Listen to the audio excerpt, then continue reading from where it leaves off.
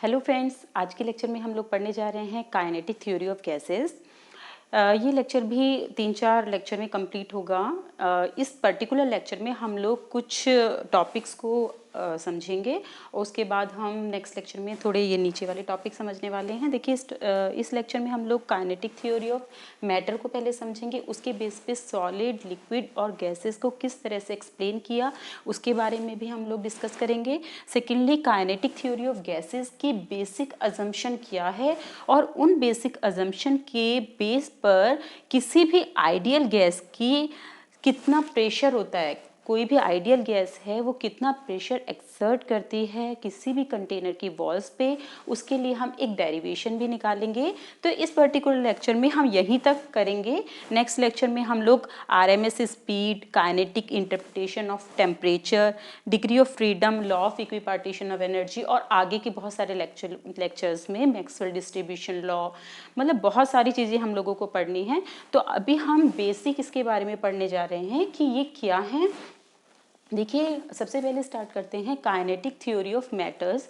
Kinetic theory of matter के दो assumption हैं। फर्स्ट एजम्पशन में ये बताया जाता है कि जो हीट होती है वो एनर्जी की फॉर्म में होती है, ठीक है। और सेकेंडली, जो मैटर होता है, कोई भी मैटर होता है, वो टाइनी पार्टिकल से मिलकर बना होता है, उनको मॉलिक्यूल्स कहते हैं। पहले जिस टाइम पे काइनेटिक थ्योरी ऑफ मैटर दिया गया था तब उस टाइम मॉलिक्यूल्स या एटम या आयन डिस्कवर नहीं हुए थे, तो उस टाइम पार्टिकल से मिलकर बना था कोई भी मैटर, यानी एक तरह से मैटर एक डिसकंटिन्यूअस फॉर्म में था, ठीक है, टाइनी पार्टिकल से मिलकर बना था। तो अब इसके क्या क्या पॉइंट थे। सबसे पहला काइनेटिक थ्योरी ऑफ मैटर का पॉइंट था कि कोई भी मैटर जो होता है वो टाइनी पार्टिकल से मिलकर बना होता है। वो जो पार्टिकल्स होते हैं उनकी जो प्रॉपर्टीज होती है पेरेंट सब्सटेंस जो भी होगा उसके इक्वली होती है। यानी जो भी आपका सब्सटेंस जिसके पार्टिकल्स लिए हैं, पार्टिकल की प्रॉपर्टी वही होगी जो इस पूरे सब्सटेंस की प्रॉपर्टी होगी, ठीक है। सेकेंडली, जो ये मॉलिक्यूल्स होते हैं ये कंटिन्यूअसली हर वेलोसिटी से हर डायरेक्शन में मूव करते रहते हैं, ओके। कोई भी सब्सटेंस के अंदर जो भी मॉलिक्यूल हैं वो हर वेलोसिटी से हर डायरेक्शन में मूव करते रहते हैं। वो डिपेंड करता है कि वो सॉलिड स्टेट में है, लिक्विड स्टेट में है या गैस स्टेट में है। सॉलिड में कंस्ट्रेंट आ जाती है कि वो फ्रीली मूव नहीं कर पाते, वो अपनी मेन पोजीशन के अबाउट ऑसिलेट करते रहते हैं, अदरवाइज मूव सभी करते रहते हैं, ओके। वो डिपेंड करता है कि कितनी हीट एनर्जी सॉलिड को दी जा रही है। जितनी ज़्यादा हाई टेम्परेचर पे होगा हम उतना ही ज़्यादा ये मॉलिक्यूल वाइब्रेट करेंगे। अब इसमें आपको एक पॉइंट और ध्यान रखना है फ्रेंड्स कि हम यहाँ पर ऐसे सब्सटेंस को कंसिडर कर रहे हैं जो तीनों स्टेट में मिलता है, लिक्विड, सॉलिड और गैस में। हम उन सॉलिड्स की बात नहीं कर रहे हैं जो तीनों स्टेट में नहीं मिलता। उनके लिए अलग से आपको सॉलिड स्टेट फिजिक्स मिलेगी जिसमें आपको एमरफस और क्रिस्टलाइन सॉलिड और उनकी प्रॉपर्टीज के बारे में डिस्कस कराया, मतलब स्टडी करा जाएगा। थर्मोडायनेमिक्स में हम केवल वही सब्सटेंस ले रहे हैं जो तीनों फेज में मिल सकता है, ठीक है। तो अभी उन्हीं की प्रॉपर्टीज को हम डिस्कस कर रहे हैं। तो सॉलिड्स में मैंने आपको बताया कि जो मैटर है, मैटर में जो मॉलिक्यूल्स हैं वो हर पॉसिबल डायरेक्शन में हर वेलोसिटी से मूव करते रहते हैं और ये डिपेंड करता है कि उनके पास कितनी हीट एनर्जी है। जितनी ज़्यादा हीट एनर्जी है उतनी ही तेज़ी से वो मूव करते रहते हैं। थर्ड पॉइंट इसका ये है, जो मॉलिक्यूल हैं वो एक दूसरे को अट्रैक्ट करते हैं। अगर उनके बीच की डिस्टेंस बढ़ा दी जाए तो ये अट्रैक्शन कम होता चला जाता है, ओके। वैसे तो मॉलिक्यूल्स एक दूसरे को अट्रैक्ट करे रखते हैं, लेकिन जैसे जैसे इनकी डिस्टेंस बढ़ जाएगी तो अट्रैक्शन कम होता चला जाएगा। लेकिन इनकी डिस्टेंस बढ़ेगी कैसे?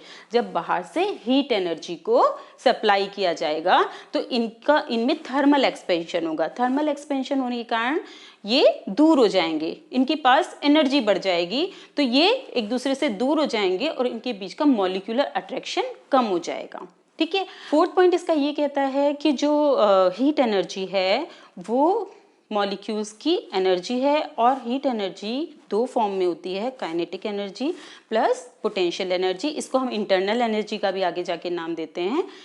गैसेस के केस में, उसमें भी रियल गैसेस के केस में जो एनर्जी होती है वो कम्प्लीटली काइनेटिक होती है। उसमें हम रियल आइडियल गैसेस में जो इंटरमॉलिक्यूलर अट्रैक्शन होता है वो नेग्लिजिबल माना जाता है, और इंटरमॉलिक्यूलर अट्रैक्शन ना होने के कारण जो गैसेस की एनर्जी है वो पूरी तरह से काइनेटिक एनर्जी है।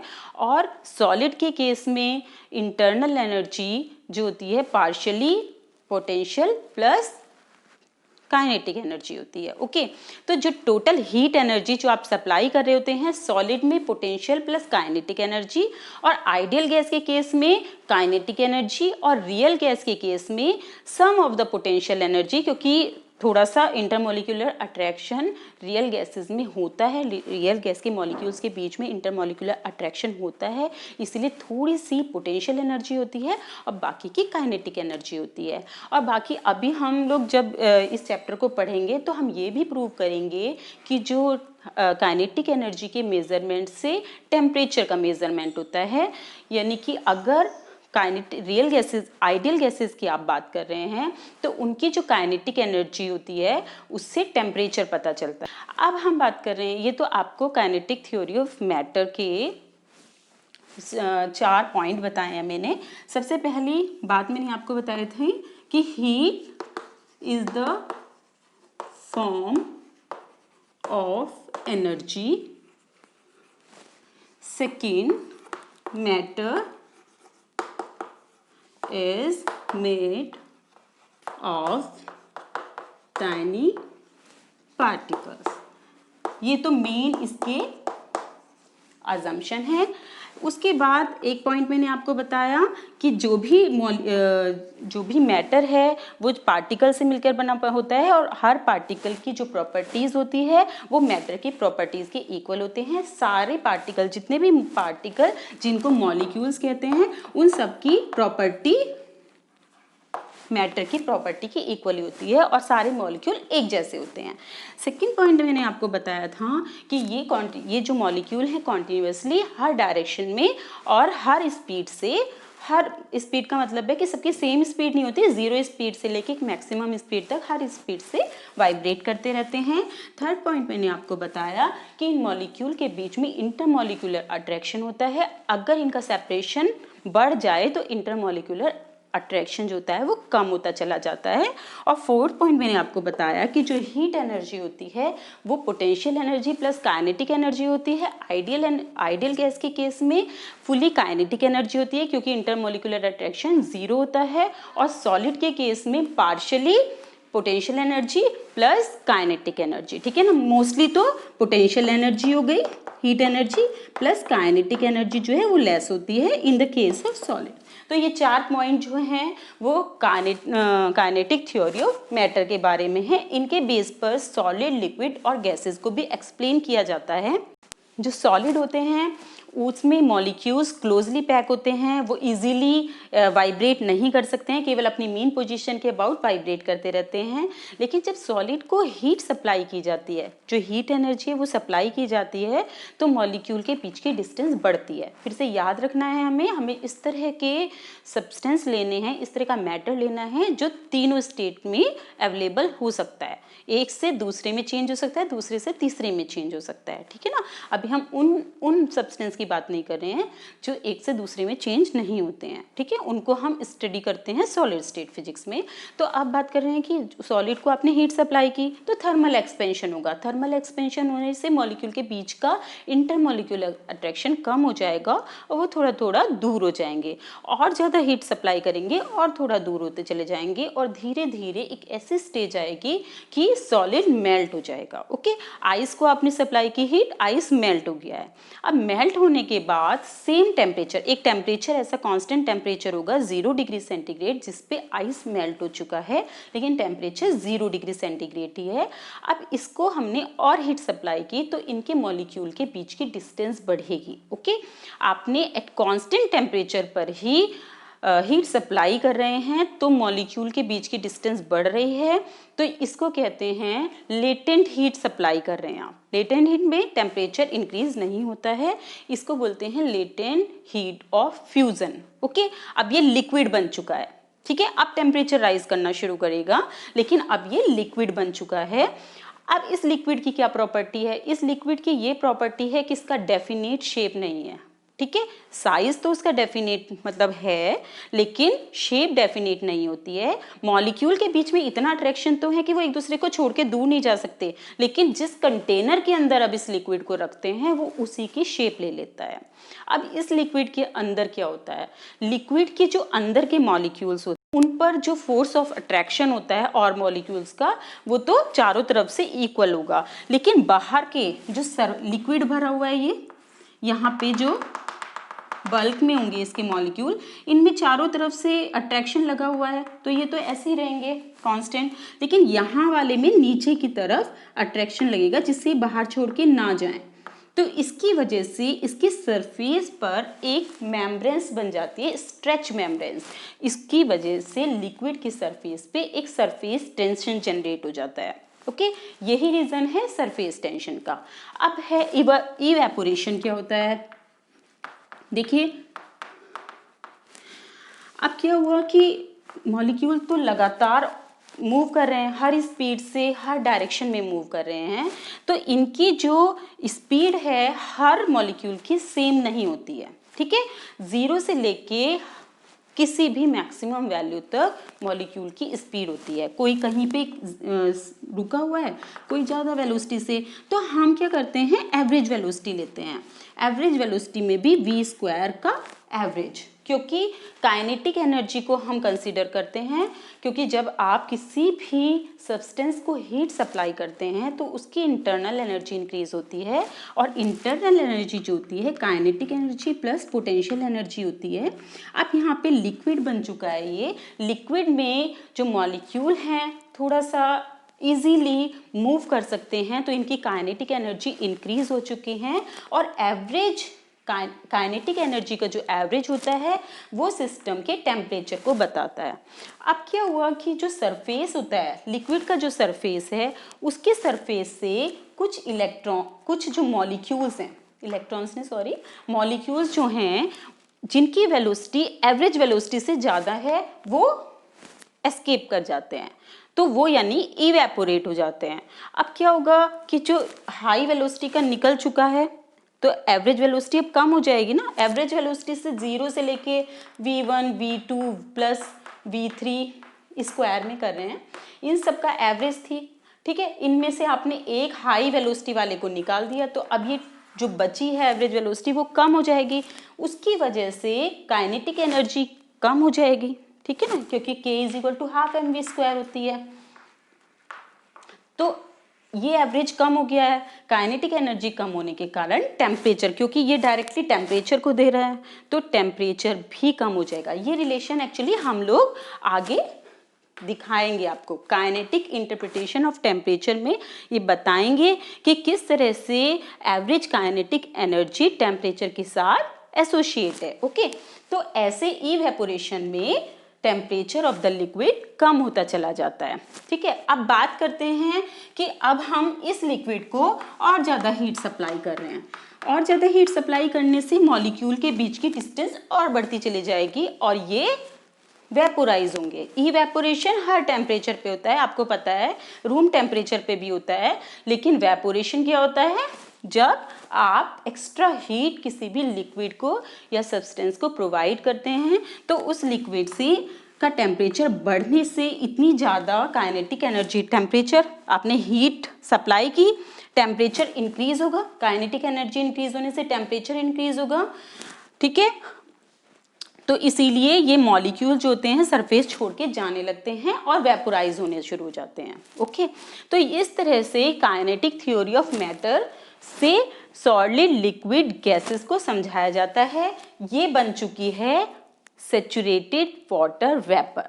देखिए, अगर लिक्विड भी है और उसकी वेपर भी है तो इसको कहते हैं सैचुरेटेड वाटर वेपर, और अगर पूरा का पूरा लिक्विड वेपोराइज हो जाता है तो वो बन जाता है अनसैचुरेटेड वाटर वेपर। समझ रहे हैं ना, अगर साथ में लिक्विड भी है उसकी वेपर भी है, इन दोनों से मिलके क्या बनता है, सैचुरेटेड वाटर वेपर। और अगर पूरा का पूरा लिक्विड वेपोराइज हो जाए तब बनेगा अनसैचुरेटेड वाटर वेपर, और बिलो 40 डिग्री सेंटीग्रेड फिर से वापस unsaturated water vapour saturated water vapour में कन्वर्ट हो जाता है, क्योंकि उसमें से कुछ वेपर होती है और कुछ लिक्विड बन चुका होता है 40 डिग्री सेंटीग्रेड से कम टेम्परेचर पे। 100 डिग्री सेंटीग्रेड पे तो बॉयल होता चला जाता है, फिर वो लेटेंट हीट लेता है ना, और उसके बाद पूरा का पूरा वेपोराइज हो जाता है। तो ये प्रोसेस चलते रहते हैं। तो काइनेटिक थ्योरी ऑफ मैटर के सारे पॉइंट आपने समझ लिए हैं, उसके बेस पर आपने सॉलिड लिक्विड गैस को डिवाइड कर दिया है। अब हम बात करते हैं काइनेटिक थ्योरी ऑफ गैसेस के बारे में।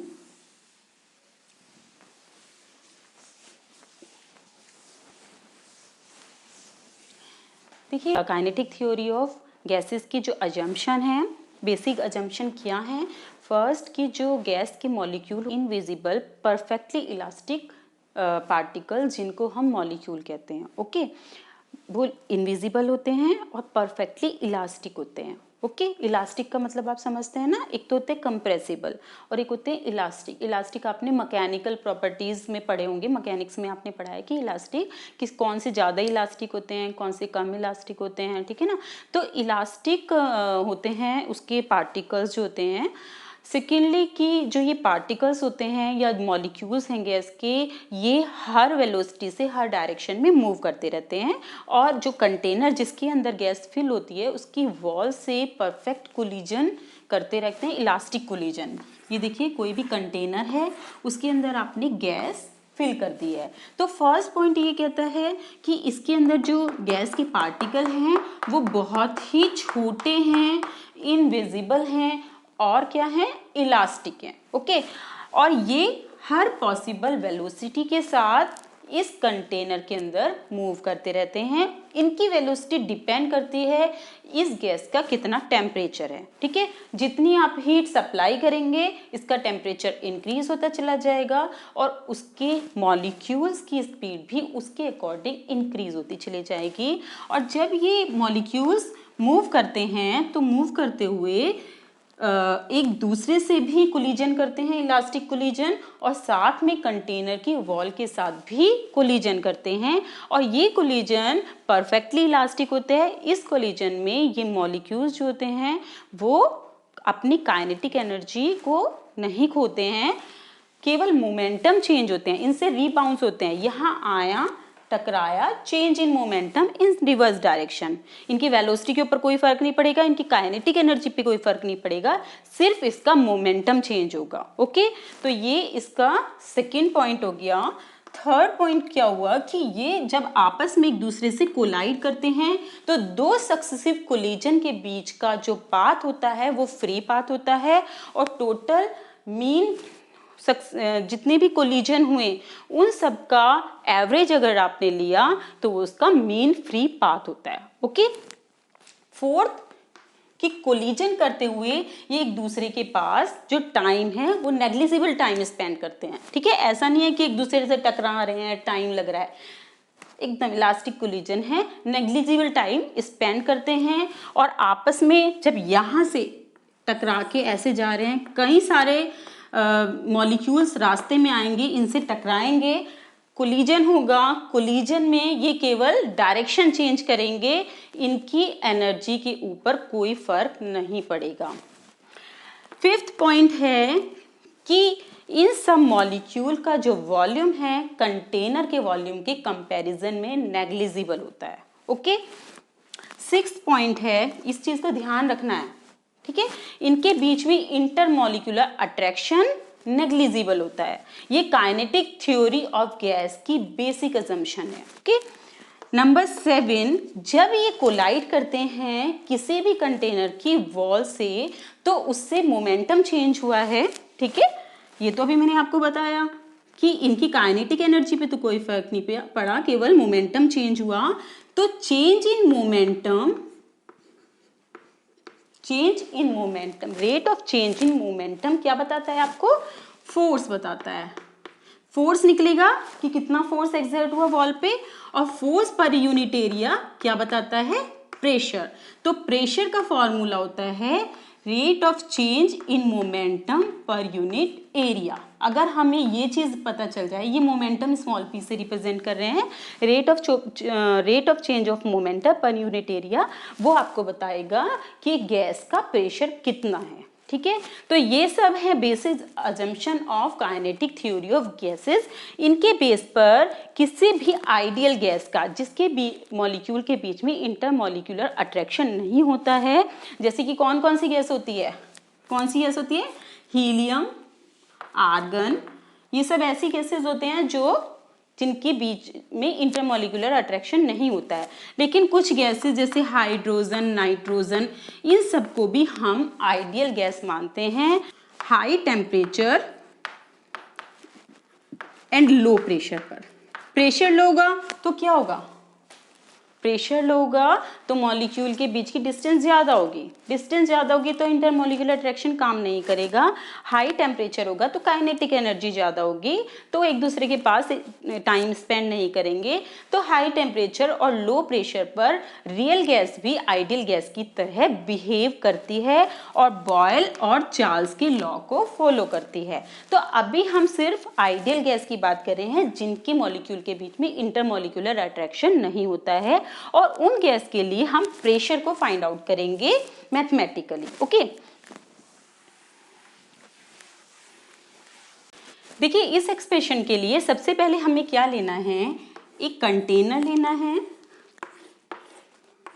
एक क्यूबिकल कंटेनर लिया है आपने, इसकी लेंथ आपको पता है L है, तो ये चारों डायरेक्शन में L है, उसमें हमने एक आइडियल गैस फिल कर दी है। उस आइडियल गैस का मान लिया कोई भी पार्टिकल, इस पार्टिकल को हम देख रहे हैं और इसकी किसी आर्बिट्रेरी डायरेक्शन में वेलोसिटी है, तो उस वेलोसिटी के 3 कंपोनेंट कर सकते हैं। अभी हमने मान लिया जो आपका कंटेनर है उसकी जो साइड हैं ये x, y और z इनकी डायरेक्शन में है। तो अब ये वेलोसिटी ऑफ द पार्टिकल है, इसकी हमने x, y और z डायरेक्शन में 3 कंपोनेंट कर लिए हैं। ये आपका v1 है वेलोसिटी। ओके, इस पर्टिकुलर एक मॉलिक्यूल ले रहे हैं, उसकी वेलोसिटी v1 है किसी भी आर्बिट्रेरी डायरेक्शन में, तो हमने इसके 3 कंपोनेंट कर लिए हैं, v1x, v1y, v1z। ओके, कोई प्रॉब्लम नहीं है। अब ये पार्टिकल क्या हुआ, इसके पास क्या है, काइनेटिक एनर्जी है। ये क्या करेगा, यहाँ से इस पे टकराएगा, इस पे टकराएगा, कहीं पे भी इधर उधर जाएगा। तो हम मान के चल रहे हैं ये जो फेस है पर्टिकुलर, इसको नाम रख देते हैं ABCD। इससे कोलाइड किया उसने और इलास्टिक कोलिजन हुआ, उसके बाद ये यहाँ गया और यहाँ से यहाँ गया। ठीक है, तो पहले ये जब यहाँ पे जाके कोलाइड करेगा तो इसका मोमेंटम mv था, ठीक है, mv1x। और जब ये वापस रिबाउंड हुआ तो इसको मोमेंटम में चेंज कितना हो गया, mv1x। तो टोटल चेंज इन मोमेंटम कितना हो गया, mv1x माइनस mv1x, तो माइनस 2mv1x। ये मैंने इस फाइनल मोमेंटम लिया है जो कि अपोजिट डायरेक्शन में x के, और वो इनिशियल मोमेंटम है, फाइनल में से इनिशियल को सब्ट्रैक्ट किया है तो माइनस का 2mv1x हुआ। तो this is change in momentum, small p से रिप्रेजेंट कर रहा है चेंज इन मोमेंटम। और इसमें आपको ध्यान रखना है कि बहुत सारे मॉलिक्यूल हैं इस कंटेनर के अंदर, और काइनेटिक थ्योरी ऑफ गैसेस का अजम्पशन है कि दो सक्सेसिव कोलिजन के बीच में जो टाइम होता है वो नेग्लिजिबल होता है और उसमें वो परफेक्ट इलास्टिक कोलिजन होता है। इसमें पार्टिकल की वेलोसिटी चेंज नहीं होती है, ठीक है, काइनेटिक एनर्जी और वेलोसिटी चेंज नहीं होती है, कोई लॉस नहीं होता है, इलास्टिक कोलिजन होता है। तो अब ये पार्टिकल यहाँ से कोलाइड हुआ, यहाँ गया और यहाँ फिर से कोलाइड हुआ, तो इस कंडीशन में उसने कितना ट्रेवल किया, 2 सक्सेसिव कोलिजन में। आपको 2 सक्सेसिव कोलिजन का पाथ बताया था मैंने, फ्री पाथ होता है, तो 2l इसने डिस्टेंस कवर की है, ठीक है, और वेलोसिटी तो इसकी सेम ही रही, वेलोसिटी में तो कोई चेंज नहीं होगा क्योंकि इलास्टिक कोलिजन है। तो इसीलिए क्या हो जाएगा, 2l अपॉन v1x, इतना टाइम इसको लगा। पर सेकेंड कितने कोलिजन होंगे, पर सेकेंड कोलिजन कितने हुए,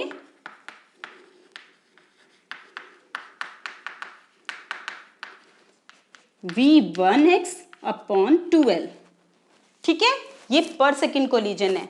पर सेकेंड मोमेंटम में कितना चेंज हुआ, इज इक्वल टू हो जाएगा delta p into this quantity v1x upon 2l।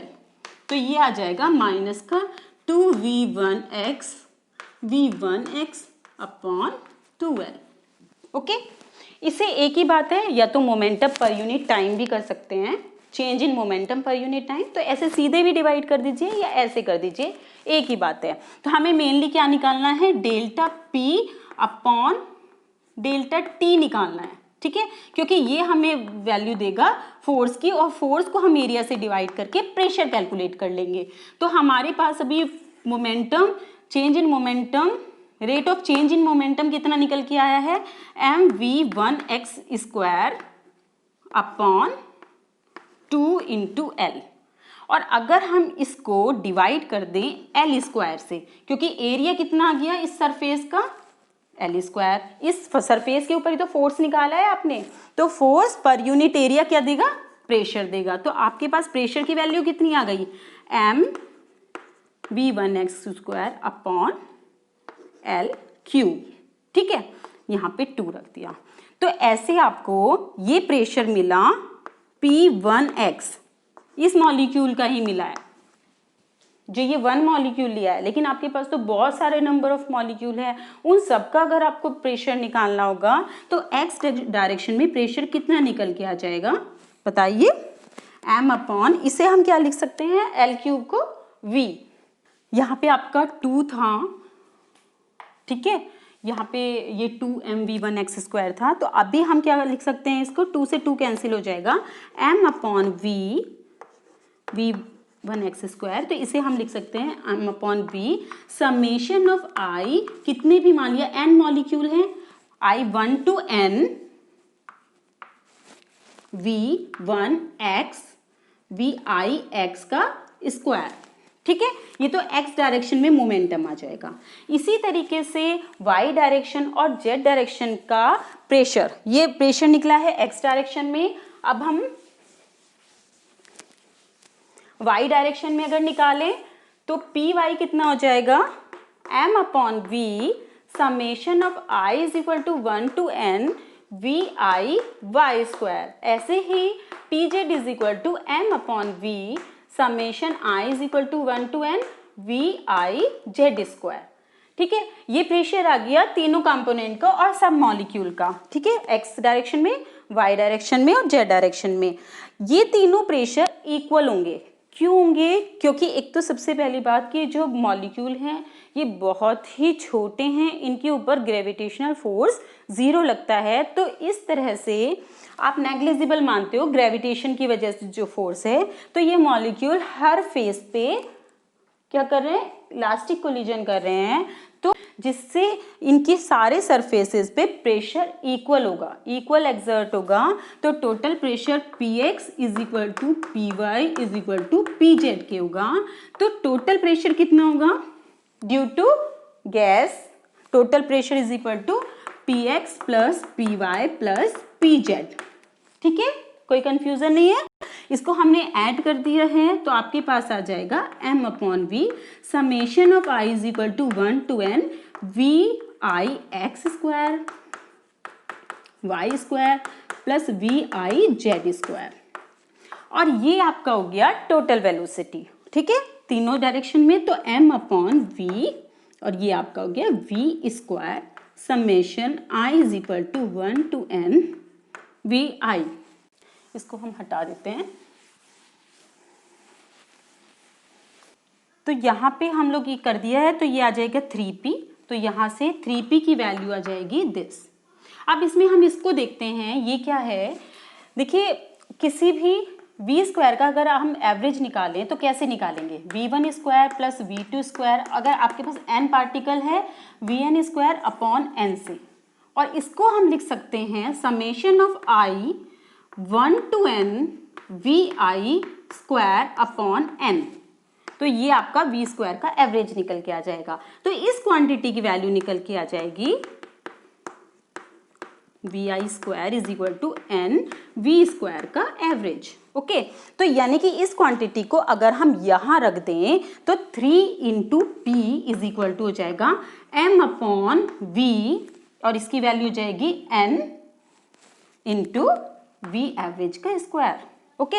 हमने 3 यहाँ से हटा दिया, ये आपका आ जाएगा ये, और ये आपका m इंटू n क्या हो जाएगा, कैपिटल M, ठीक है, अपॉन V एवरेज का स्क्वायर। ये प्रेशर का फॉर्मूला है, ये आपको रो से भी डिफाइन कर सकते हैं इसको। तो pressure is equal to 1/3 rho V average का स्क्वायर। ये जो आपका V स्क्वायर एवरेज है, ये रूट मीन स्क्वायर वेलोसिटी है। ओके, ये रूट मीन स्क्वायर वेलोसिटी है, और रूट मीन स्क्वायर वेलोसिटी के बारे में हम डिटेल में नेक्स्ट लेक्चर में पढ़ने वाले हैं। तो यहाँ पे आपका जो प्रेशर आया है 1/3 into density into root mean square velocity. अगर हम इसको थोड़ा सा मॉडिफाइड करें, देखिए क्या करेंगे हम, P इज इक्वल टू हम 2 से मल्टीप्लाई कर दें और 2 से डिवाइड कर दें, तो ये आ जाएगा, ठीक है। और 2/3 ऑफ इसे हम लिख सकते हैं काइनेटिक एनर्जी।